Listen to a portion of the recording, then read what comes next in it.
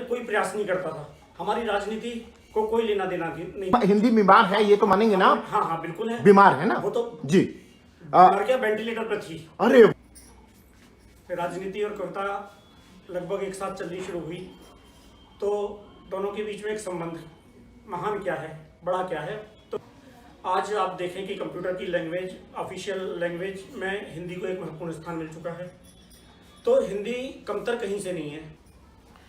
तो हमारे सम्मुख जो बैठे हुए हैं कवि, सबसे पहले जान लेते हैं इनसे परिचय।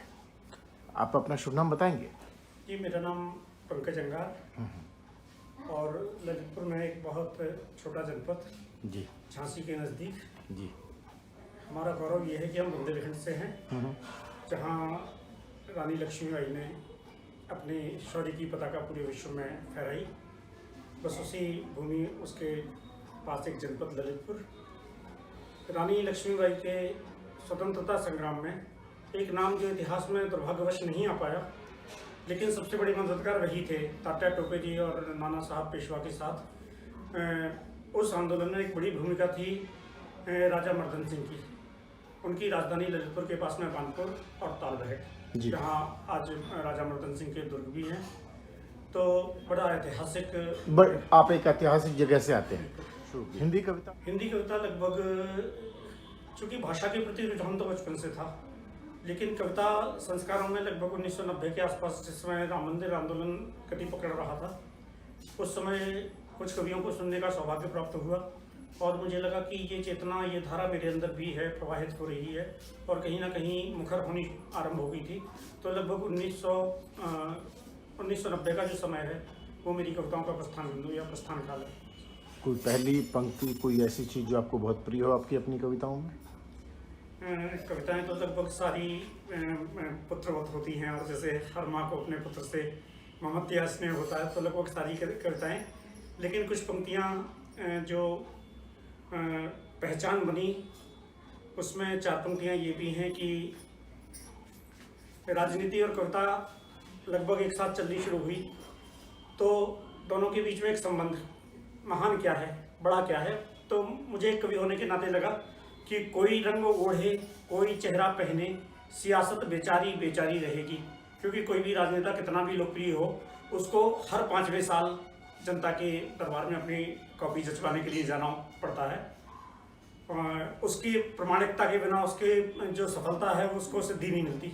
लेकिन एक कवि जो आज लिखकर चला गया, वो अपने जीवन के हजारों साल बाद भी, हम कबीर को आज याद करते हैं, उनकी मृत्यु के लगभग 300, 400, 500 वर्ष के बाद भी वो उसी प्रासंगिकता के साथ खड़े होते हैं जी। तो मैंने 4 पंक्तियां कही कि कोई रंग ओढ़े, कोई चेहरा पहने, सियासत बेचारी बेचारी रहेगी।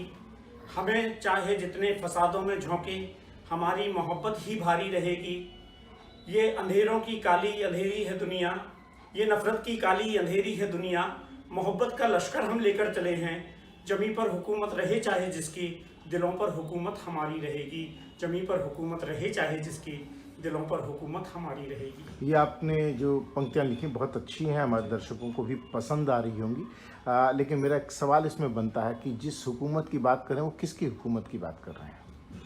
दरअसल लोकतंत्र में के नाम पर जो फरेब हुआ, जो राजा है वो जनता है, जनता का शासन है जी। जनता अपना प्रतिनिधि भेजती है, लेकिन वो प्रतिनिधि इतने ताकतवर हो जाते हैं कि वो राजतंत्र के राजाओं से भी ज़्यादा कभी कभी तानाशाही में चले जाते हैं जी। और लोकतंत्र अपने आप को छला हुआ महसूस करता है जी। तो अगर आप इस ढंग से आज मुझसे अगर इस संदर्भ में परिभाषा पूछते हैं कि कौन राजा या इस लोकतंत्र में राजा कौन नहीं, आपने कहा कि हुकूमत हमारी रहेगी, तो आपका तात्पर्य किसकी हुकूमत? आपकी हुकूमत मतलब समझ नहीं पाया। दिलों पर जो हुकूमत, मतलब दिलों पर किसकी हुकूमत रहेगी? दिलों आज अगर आप देखें तो तुलसी। तो क्या आप ये कहना चाहते हैं कि कवियों की हुकूमत रहेगी, हिंदी भाषा के प्रेमी जो कवि हैं उनकी हुकूमत रहेगी? मतलब कला जो है, कला मन को हमेशा प्रभावित करती है। जी। तुलसी आज अपनी मृत्यु के इतने वर्षों के बाद प्रासंगिक हैं। दिलीप कुमार अगर आज हमारे बीच नहीं है, तब भी उनके चाहने वाले, उनके प्रशंसक। तो कला, आपका अभिप्राय यहाँ पर कला से था? बिल्कुल। चलिए, कि भारत में हिंदी की क्या स्थिति है? आप हिंदी के उन लोगों में से हैं जो कि मंच पर कविताएं अपनी पढ़ रहे हैं जी। जो कविता के क्षेत्र के महारथी हैं। कुछ लोगों से मेरा भी परिचय हुआ, और हिंदी डांस मीडिया ने उनका आयोजन भी करवाया। हिंदी की आज जो स्थिति है या दुर्दशा है, हो सकता है मेरा कथन ये ज़्यादा अतिरिक्त लगे कि हिंदी मर रही है, शायद आपके पास में कुछ और सकारात्मक विचार हों, लेकिन हिंदी की दुर्दशा से इनकार तो आप नहीं भी कर पाएंगे। ना, मैं आपसे बिल्कुल सहमत नहीं हूँ। दरअसल हमारे जो मानक हैं और यहाँ भिन्नता केवल नज़रिए की है। हमने लोकप्रियता के ब्रांड के हिसाब से गढ़ना शुरू किया। आज चेतन भगत को हमने माना, चूंकि उन्होंने इंग्लिश में वो बहुत ज़्यादा पॉपुलर लेखक रहे, या बहुत सारे ऐसे इंग्लिश के लेखक हैं जिन्हें बड़े पुरस्कार मिले, तो हमने आधार उसको माना। हिंदी भाषा निरंतर विस्तार को प्राप्त कर रही है। बहुत सारे ऐसे देशों में पाठ्यक्रम शुरू हो गए। जापान में जापानी लोगों ने हिंदी पढ़ी। भारत में हिंदी मर रही है, मैं वहाँ पर मेरा अभिप्राय मैं पूरी दुनिया में हिंदी विस्तार प्राप्त कर रही, लेकिन हिंदी की दुर्दशा जिनको दिखाई देती है, उन्हें केवल इस कारण दिखाई देती है कि हमारे पास हिंदी के नायक नहीं थे, आम जनता के बीच में भाषा के प्रति गौरव का भाव नहीं था, और हमने कोई ऐसा हिंदी का नायक नहीं गढ़ा जिसके बलबूते पर हम ये कह सके कि हमारी भाषा के पास फलाना प्रतिनिधि है। चलिए आपका एक सेकंड जी। लेकिन पिछले कुछ वर्षों में होता क्या है कि अगर हम अपनी भाषा के प्रति गौरवान्वित हों, हिंदी के साथ जो सबसे बड़ा छल हुआ, जिसके कारण लोगों को दुर्दशा दिखाई देती है, वो ये कि हमने अंग्रेजी को रोजगार की भाषा बनाया। अगर हमारे बच्चे अंग्रेजी मीडियम से पढ़ते हैं तो वो बहुत ज़्यादा लोकप्रिय हैं। हमारे बच्चे वो मतलब उनका भविष्य हम ये मानते हैं कि उज्जवल होगा। अगर वो अंग्रेजी माध्यम में जितने न पढ़ोगे उनका भविष्य उतना उज्जवल होगा। ये हमने एक मानसिकता स्थापित की थी। लेकिन आज हिंदुस्तान में आप ये देखिए कि अगर आपको ऑटो से कहीं जाना है तो आपको हिंदी में बात करनी पड़ेगी। जो छोटे छोटे काम अगर आपको अपने जीवन के निपटाने हैं, आपको सब्जी खरीदनी है, आपको किसी होटल में खाना खाना है, आपको हिंदी में बात करनी पड़ेगी। तो भाषा हमारे लोक व्यवहार में जो हिंदी है, हिंदी जिस ढंग से हिंदी के जो गाने हैं वो आज पूरी दुनिया में लोकप्रिय हैं, नायक भी है। हमारे देश के प्रधानमंत्री के जो भाषण हैं वो जब हिंदी में प्रसारित होते हैं तो बड़े लोकप्रिय होते हैं। तो आज हिंदी में हमने नायक भी दिए हैं। हिंदी भाषा का विस्तार हिंदी भाषा का विस्तार भी हो रहा है और हिंदी की लोकप्रियता भी बढ़ रही है। तो आप ये कह रहे हैं कि मरती हुई हिंदी जिंदा होने की कोशिश कर रही है, जिंदा होने की कोशिश। भाषा मर कभी नहीं सकती। चलिए, मैं संस्कृत आपके पास में उदाहरण है जिसे डेड लैंग्वेज कहा जाता है, ओके, मृत भाषा कहा जाता है, क्योंकि सिर्फ आपको मिलती है जब पूजा कर्म होते हैं, वो भी पंडित जी क्या कहते हैं आपको नहीं पता होता, वो जो मर्जी कहते हैं आपको कुछ पता नहीं है। आपके जितने भी संस्कार होते हैं उसका उनमें कुछ नहीं पता होता। तो भाषा मरती भी है, ये सत्य है अपने आप में। पहली बात तो ये करेक्ट कर दूं, आपकी बहुसंख्य आबादी, आपके बच्चों की जो पीढ़ी तैयार हो रही है वो अंग्रेजी माध्यम से पढ़ रही है और उसे अंग्रेजी के लिए प्रेरित किया जा रहा हर तरह से। तो सिर्फ एक 20-25 वर्ष की बात है जब आपकी वो पूरी पीढ़ी बदल जाएगी और आप दूसरे खाने में होंगे, और अधिकतम 50 वर्ष की बात है, ये मेरा आकलन है। लेकिन जो जैसे आपने जो तर्क दी, तो क्या इस बात से सहमत हैं? सॉरी, मैं अपनी बात थोड़ी लंबी कर गया जी। होता क्या है कि आज़ादी के पहले से जब मैकाले की शिक्षा पद्धति नहीं, स्पेसिफिक बताइए एक से, ये जो बच्चों की बात है, क्या इससे सहमत है? नहीं, अगर इससे सहमत है तो हम इसके आगे चल सकते हैं, क्योंकि मैकाले वाली बात और वो सारी चीजें तो मुझे पता है। हम बात कर रहे हैं सिर्फ, सुनिए माफ कीजिएगा, मैं स्पेसिफिक रखना चाहता हूँ, जरूर मैं स्पेसिफिक रखना चाहता हूँ कि जो बच्चे हैं आज के समय के, मतलब जो बच्चे समझ लीजिए सन 2000 के बाद में, 2010 के बाद में जो पैदा हुए हैं, या जो 20, 21, 25 इवन जो भी है, मैं उनके ऊपर, क्या ये सत्य है या नहीं है? सिर्फ ये सत्य है, लेकिन ये सत्य है, लेकिन ये सत्य है। आज जो परिदृश्य जो दिखाई दे रहा है वो लेकिन परिदृश्य के साथ एक सवाल और, भारत की जो आबादी है उसका बहुसंख्य युवा है, क्या इस बात से सहमत है? बिल्कुल सहमत है। और वो बहुसंख्य युवा, उसको हिंदी पूरी तौर से नहीं आती, क्या इस बात से सहमत है? आने वाली पीढ़ी, मेरा तर्क है, जब मैंने कहा कि हिंदी मर रही है, आने वाली पीढ़ी में इन्हीं जो युवा है जिनको हिंदी नहीं आती सही ढंग से, उनके जो बच्चे होंगे और जो बच्चे हैं अब जो हो रहे हैं, वो भी पूरी तौर पर अंग्रेजी बोलेंगे। तो जब आप इस दिशा में देखें तो क्या आपको ये बात सिद्ध नहीं होती कि हिंदी मर रही है? लेकिन आप पहले पूरी बात अब बोलिए आप जी। है क्या, मैंने बताया कि जब मैकाले ने इस बात को समझ लिया था कि अगर हमें भारत पर शासन करना है तो हमें यहाँ की संस्कार, संस्कृति, भाषा, इनको ख़त्म करना पड़ेगा। और सबसे बड़ी बात ये रही कि उसके बाद जो हमारी अपनी सरकारें आई या जो हमारे अपने लोग रहे, उन्होंने भी लगभग उसी व्यवस्था को आगे बढ़ाया। तो अच्छा, हिंदी की दुर्दशा की जो आप एक बात कर रहे हैं, उसमें जो सबसे महत्वपूर्ण योगदान रहा उस दुर्दशा तक ले जाने का, ये जो अभी नई कविता के आंदोलन शुरू हुए, जिसमें कविता ने इतना भारी भरकम कलेवर ग्रहण कर लिया था कि जिससे आनंद या मनोरंजन जैसा तत्व गायब हो गया था। लेकिन पिछले कुछ वर्षों में अगर आपने एक दृश्य देखा होगा जिसकी शायद कभी कल्पना नहीं की जाती होगी, इन्होंने एक दृश्य ये देखा होगा आज से 10, 15, 20 सालों में कि कवि सम्मेलनों के पंडालों में युवाओं की उपस्थिति नगण्य होती थी। ITI वाले, इंजीनियरिंग वाले, मेडिकल वाले, जितने भी युवा होते थे उन्हें कविता से, हिंदी कविता से कोई लेना देना नहीं होता था। लेकिन पिछले 10-12 लगभग 5-7 वर्षों में ये स्थिति बदली। आज जो नई कविता के क्षेत्र में जो नए लोग आ रहे हैं वो इन्हीं संस्थानों से निकल के आ रहे हैं। इन दिनों एक बहुत नया गीतकार जो आया और बहुत तेजी से आके जो चर्चित हुआ, अमन अक्षर, इंदौर का एक गीतकार है, बहुत तेजी से चर्चित हुआ, वो IIT से निकल के आया। और ऐसे तो आपका कहने का मतलब यह है कि युवाओं में हिंदी लोकप्रिय हो रही है। हाँ, होता क्या है कि जब समय बदलता है, जैसे आपने एक बात की दीमक लगने की, दीमक लगने के बाद हमने देखा दीमक लगा, लेकिन दीमक हटाने के बाद अगर हमने वहां जीर्णोद्धार की प्रक्रिया शुरू की, आज कविता में, हिंदी भाषा में, हिंदी कविता में आनंद का तत्व घुला।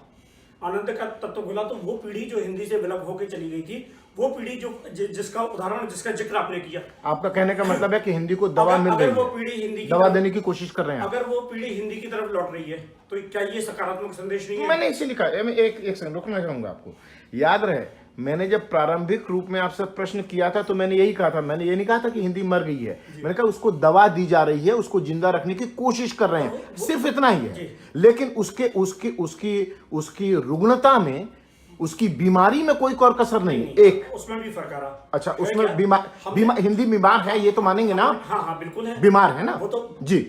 क्या वेंटिलेटर पर थी? अरे वाह, क्या बात, तो आपने मेरी बात को सिद्ध कर दिया। चलिए, लेकिन मैं अगली लाइन पर चलिए कंप्लीट और मैं कहना चाहता हूँ जरूर कि चेतना बहुत तेजी से लौट रही है। क्यों? क्योंकि वो पीढ़ी जो प्रतिनिधित्व करती है, जो उस यात्रा को आगे बढ़ाती है, वो हिंदी की तरफ लौट रही है। और ना केवल हिंदी को, जी, मैं इसको स्वीकार कर चुका हूं, बल्कि हिंदी को समृद्ध कर रही है, मैं हिंदी को आनंददायक बना रही है, हिंदी के अंदर उल्लास पैदा कर रही है, हिंदी को। अच्छा, दूसरी बात यह है कि हिंदी का जो सबसे बड़ा नुकसान हुआ वो उसकी व्यावसायिक भाषा ना होने के कारण हुआ। हमें अगर अच्छी नौकरी चाहिए, चाहे सरकारी चाहे प्राइवेट, तो अंग्रेजी का आना अनिवार्य है। जी। आज लेकिन बहुत सारे महत्वपूर्ण परीक्षाएं ऐसी हैं जो पहले केवल अंग्रेजी में होती थी, अब वो हिंदी में स्वीकृत हो गई हैं। तो ये एक बड़ा कदम है कि अगर हम हमारे करियर में अगर हिंदी सहायक सिद्ध हो सकती है, तो फिर हम वो भाषा जिसको हमें सीखना है, जो हमें सीखने में ज्यादा कठिन हो रही है, हिंदी हमारी सहज भाषा है, आज हमारे संस्कारों की भाषा है। जी। तो अगर वो हमारे रोजगार में, हमारे कारोबार में हमें सहायक होगी, तो शायद हम अंग्रेजी की तरफ जाने से बचेंगे। आप भी हिंदी का भला चाहते हैं, और अगर मैं ये सवाल और ये प्रश्न जो पूछ रहा हूँ आपसे हिंदी में, तो मैं भी हिंदी का भला चाहता हूँ और यहाँ पर आया हूँ। हिंदी टाइम्स मीडिया के लिए हो रहा है, जो कि भारत के बाहर अप्रवासी भारतीयों का मीडिया है, उसके लिए टोरंटो कनाडा में स्थित है। तो मैं यहाँ से जब भी कहीं भी जा रहा हूँ, लगभग हर शहर और हर कस्बे में अंग्रेजी के जो बोर्ड हैं दुकानों के, सब जगह पे लिखे हुए हैं। हिंदी के कतिपय निकलेंगे, कुछ मिल जाएंगे, लेकिन उनकी हिंदी को देख करके सिर्फ रोना आ सकता है या गुस्सा आ सकता है आपके पास में। हर जगह पे भरे पड़े हैं। शायद भारत को आज़ादी दिलाने वाले नायकों में, जिसमें सब थे, उन्होंने इस दृश्य की कल्पना नहीं की होगी कि ये आज़ादी हमें मिली है, जबकि भाषा, स्वराज्य हर जगह पर। और मैं दावे से कहना चाहता हूं कि चाहे भारत के आज के आपके मोदी जी हों, चाहे उसके पहले के हों, सबने और लगता है अंग्रेजी की दास्ता को, अंग्रेज चले गए, लेकिन अंग्रेजी की दास्ता आपकी जारी रही। तो पुनः अपने उसी प्रश्न पर कि हिंदी को जो आप, मेरा अगला सवाल ये है कि क्या जो हिंदी के लिए आज किया जा रहा है सरकार के द्वारा, युवा वापस आ रहे हैं, और तो क्या ये पर्याप्त है? क्या इसमें और संगठित प्रयास की जरूरत है? एक बात और, उसके बाद में एक आखिरी सवाल मैं पूछूंगा, इससे संक्षिप्त रखिएगा, कि ये जो प्रयास किया जा रहा है, क्या ये पर्याप्त है? संक्षिप्त में फिर एक आखिरी सवाल आपसे। देखिए, हम कोण देखें अगर, कि अगर हम किसी चीज़ का जरा सा भी कोण बदलते हैं तो आगे जाके वो यात्रा उसमें जो दूरी का अंतर आता है वो बहुत लंबा आता है। जी, अगर हमने 90 अंश का कोण बनाया और उसको 89 अंश कर दिया तो वो आगे जाके उसमें जो अगर हमने उसको आधे फुट की लाइन खींच दी तो उसमें दिशा में 2-3 इंच का अंतर आ जाएगा। तो जो बदलाव आया अगर सकारात्मक आ रहा है तो इसका मतलब ये है कि हम उस दिशा में बढ़ना शुरू हो गए हैं, और जब इस दिशा में हम आगे बढ़ते चले जाएंगे, अगर इसी दिशा में बढ़ते चले जाएंगे तो आप ये मान के चलिए कि हम निश्चित समय के साथ बड़ा बदलाव देखेंगे। दूसरी बात मैं ये कहना चाहता हूँ कि आप जो बात कर रहे हैं ना जी, वो प्रवेश जो है वो बाजार बात ने प्रभावित किया है। अगर आज बाजार के लाभ की भाषा हिंदी हो जाएगी तो हिंदी बहुत तेजी से प्रचलन में आ जाएगी। बस ये है कि ये वीणा कौन उठाता है। लेकिन जिस तरीके से प्रयास शुरू हो गए हैं, जिस तरीके से हमारे क्या ये प्रयास काफी है? मेरा सवाल ये है, पर्याप्त है? मतलब आपको लगता है, बिल्कुल पर्याप्त आपको लगता है वाकई कि ये जो पर्याप्त हो रहे हैं काफी है? बिल्कुल, ये प्रयास जो हो रहे हैं, इसलिए मुझे लगता है कि जब हम छत पे जाने का प्रयास करते हैं तो पहला कदम पहली सीढ़ी पे, हम ये कहें कि पहली सीढ़ी पे चढ़ना पर्याप्त है तो हमें अगली सीढ़ी पे चढ़ने के लिए पहली पे चढ़ना पड़ेगा। अगर हमने दिशा बदली है, अगर हमने सकारात्मक ढंग से सोचना शुरू किया है, अगर हमने दिशा को बदलने का प्रयास किया है, तो अगले प्रश्नों पर जाता हूँ। जी बिल्कुल स्वागत। आपकी जो सकारात्मकता है उसका मैं स्वागत करता हूँ, लेकिन आपकी इस बात से असहमत हूँ कि जो प्रयास किए जा रहे हैं वो पर्याप्त है और शायद एहसास भी नहीं है। कई बार होता है कि हम थोड़ी सी ताकत, या जैसे आप मंच पर हैं, आप हिंदी के कवि हैं, लोगों को तालियां सुनते हैं, लोग बात करते हैं तो आपको देख करके अच्छा लगता है। लेकिन इसी में 2 पॉइंट मैं देना चाहता हूँ कि शायद आपको हिंदी की रुग्णता का एहसास भी नहीं है। कि जैसे आपने अभी वेंटिलेटर वाली बात कही, तो ये एक अच्छी बात, वेंटिलेटर पर बैठा हुआ और लेटा हुआ एक मरीज जो है उसके बाद में उसकी रिकवरी के लिए, उसको आगे बढ़ाने के लिए कि वो जिंदा होकर के अपने पांव पे दौड़ सके, चल सके, आगे बढ़ सके, उसके लिए महत प्रयास की जरूरत होती है। वेंटिलेटर का मतलब ये होता है कि व्यक्ति मृत्यु की तरफ जा रहा था, जो मैंने पहले ही कह दिया आपको, हिंदी मर रही है। अब इसी के ऊपर मैं ये कहना चाहिए, जैसे मेरा दूसरा प्रश्न, जैसे मैंने कहा बहुत महत्वपूर्ण है ये कि ये मेरी समझ में कि ये पर्याप्त नहीं है, क्योंकि चारों तरफ किसी दुनिया के देश में जहां की उसकी अपनी स्वयं की भाषा हो, कहीं भी नजर नहीं आएंगे ऐसे किसी अन्य भाषा के पोस्टर या उनके होर्डिंग्स, दुकानों के नाम, ये आदि आदि इत्यादि कहीं नहीं नजर आएंगे। मैं दावे से कह सकता हूं आपको। हम जिस कनाडा में रहते हैं वहाँ क्यूबेक एक प्रोविंस या एक प्रांत है जहां पर फ्रेंच भाषा बोली जाती है, और वहां पर फ्रेंच भाषा का कानून है कि वहां पर जो भी बोर्ड होंगे दुकानों के, उनके अक्षर फ्रेंच में बड़े होंगे, अंग्रेजी में छोटे होंगे। आपको भाषा सीखना अनिवार्य है, वहां पर बहुत महत्वपूर्ण है। लेकिन एक और बात की ओर लेके जाना चाहता हूं, उसके बाद में इसे खत्म किया जाएगा क्योंकि समय लगभग हो चुके हैं 24 मिनट। मैंने सोचा था कि 15 मिनट में हमारी बात खत्म हो। क्या आपको पता है कि हिंदी, और हाँ या ना में बोलिएगा, हिंदी विश्व की एक लोकप्रिय जानकारी के अनुसार तीसरे नंबर की सबसे बड़ी भाषा है? मेरी जानकारी के हिसाब से तो दूसरे नंबर की। चलिए, मैं भी ना, जो मैंने बोला वो भी सही नहीं, जो आपने बोला वो भी सही नहीं है कि हिंदी नंबर 1 की भाषा विश्व में नंबर 1 है, नंबर 1 है बोली जाने वाली भाषा के रूप में। लेकिन क्या आपको पता है कि संयुक्त राष्ट्र संघ में हिंदी भाषा, वहाँ पर उसका हिंदी का कोई स्थान नहीं है? वहाँ पर जो मानद 8 भाषा उनमें हिंदी का कोई स्थान नहीं। क्या आपको पता है ये बात? क्या आपको ये भी पता है कि भारत में भी हिंदी को राष्ट्रभाषा के रूप में, क्योंकि राजभाषा और राष्ट्रभाषा विवाद करके उसको स्थान नहीं दिया गया? ये भी सत्य है। अब जो आखिरी बात इसके अंदर, अगर आपको हिंदी भाषा को संयुक्त राष्ट्र संघ में नंबर 1 भाषा बनाने के लिए कुछ करने की आवश्यकता हो तो आप क्या करेंगे? कुछ करने के लिए आपको क्या लगता है कि हिंदी समुदाय जो है वो क्या करेगा? क्या करना चाहेंगे आप? योगदान क्या देना चाहेंगे? आपको ये दिख रहा है कि जड़ें बहुत गहरी हैं। जी जरूर है। मुझे ये दिख रहा है कि हमने वो खोदना शुरू कर दिया है। लेकिन आपकी सिर्फ एक बात से मेरा विरोध रहा है, और जिस पर मैं चाहता हूं, कोई ये बहस नहीं है, आपके विचार मैं जानना चाहता हूं।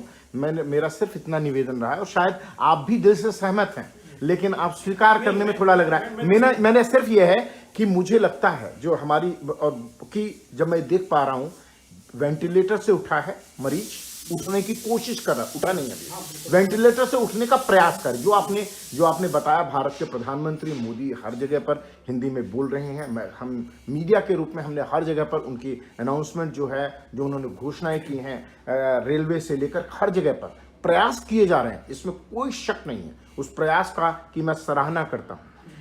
लेकिन साथ में ये भी बात है कि सब कुछ हिंदीवादियों ने, जिसमें माफ कीजिएगा आप जैसे कवि भी शामिल हैं, सरकार के भरोसे छोड़ दिया, अपनी कविता सुना करके आ गए, काम करके। लेकिन आपको शायद जब किसी परिवार का कोई सदस्य वेंटिलेटर पर होता है तो उस परिवार के सदस्यों की चिंता सघन हो जाती है, और वो चिंता की सघनता मैं नहीं देख पा रहा हूं, क्योंकि जब आप अपने बच्चों को अंग्रेजी के स्कूलों में भेज रहे हैं तो चिंता सघन होती है। जब आपके पूरे सभी एयरपोर्ट्स के ऊपर सिर्फ अंग्रेजी की पुस्तकें दिखाई देती हैं तो चिंता सघन हो जाती है। जब आपकी पूरी युवा पीढ़ी सिर्फ अंग्रेजी की तरफ जा रही है, इंग्लिश बोल रही है, तो चिंता आपकी सघन हो जाती है। मेरा उसी ओर इशारा है। आखिरी बात, आपका जवाब, फिर हम इस मीटिंग को, बातचीत को खत्म करेंगे। वेंटिलेटर से एक व्यक्ति का हम दो चीजें देख रहे हैं कि एक, अगर वेंटिलेटर पर होने के बाद उसका स्वास्थ्य गिरावट की ओर जा रहा, तो हमारे मन में चिंता जो है वो बहुत गंभीर होती है। और अगर वो स्वस्थ हो रहा है तो हमारे अंदर का जो उल्लास है वो संचालित होता है, हमें ये ठीक हो रहा है। हम अगर अपनों से बात करते हैं, नहीं कल से बेहतर है, नहीं कल से बेहतर है। और मैंने दूसरी बात कही कि बात है दिशा की, जो व्यक्ति स्वस्थता की ओर जाएगा वो गिरावट में जाएगा। और अगर दिशा बदली है, मैं वही कह रहा हूँ कि पहले कोई प्रयास नहीं करता था, हमारी राजनीति को कोई लेना देना नहीं था, तो वो गिरावट हमें दिखाई दे रही थी। लेकिन अगर हमारे वो वहां से प्रयास, जहां से प्रयास सार्थक रंग लाते हैं, जिनके प्रयास, जिनकी कोशिश है, लेकिन हाँ ये है कि इतने लंबे समय की जो चीजें हैं वो 4 दिन में ठीक नहीं होंगी। उसके लिए अगर जो स्थितियां 400 साल में, तो ये भी बात मानते हैं, हाँ, कि अभी जो प्रयास हैं, हाँ, वो अभी पर्याप्त नहीं, प्रयास और बेहतर हो किए जा सकते हैं, इसमें कौन सी चीज, इसमें देखिए, इस बात से तो सहमत हो ही जाइए आप कि जो प्रयास हैं हमेशा, अगर और आप पढ़े लिखे व्यक्ति हैं, और एक दोस्तों हमारी बात हो रही है पंकज जैन जी से, जो कि ललितपुर झांसी से हैं और बहुत मंचीय प्रसिद्ध कवि हैं, और इतनी शुद्ध, इतनी प्यारी अच्छी हिंदी में बात कर रहे हैं और हमारे सारे प्रश्नों का जवाब दे रहे हैं। कुछ कड़वे भी हो सकते हैं और अपने आप में, लेकिन रक्षा कर रहे हैं हमारी सारी, क्रिकेट की भाषा में कहा जाए तो सारे बाउंसर्स का, हर तरह की गेंद का। लेकिन मैंने इससे तो सहमत हो सकते हैं कि प्रयास और किए जा सकते हैं। देखिए बिल्कुल किए जा सकते तो हैं, होने तो प्रयास अभी तो मेरा मतलब यही है कि प्रयास अभी पर्याप्त नहीं है, सिर्फ इतनी सी बात है। नहीं, पूरी तरह से इसलिए सहमत नहीं हुआ जा सकता इस बात से, पर्याप्त है। देखिए, जिसको नहीं मानना पर्याप्त, आपकी एक कोशिश भी, दुनिया के जितने भी बड़े आंदोलन हैं वो जिस शिखर तक पहुंचे उस शिखर से कभी शुरू नहीं हुए, लेकिन उस शिखर तक पहुंचे बहुत छोटी प्रक्रियाओं से। हम ये कह रहे कि जब हम केवल गिरावट की ओर जा रहे थे, सबसे पहला काम, अब आप इसको कहेंगे कि उसको हमें ऊपर तक ले जाना, लेकिन सबसे पहली चीज की, अगर हमने उसको थामा तो ये थामना ही उस समय की दृष्टि से पर्याप्त है।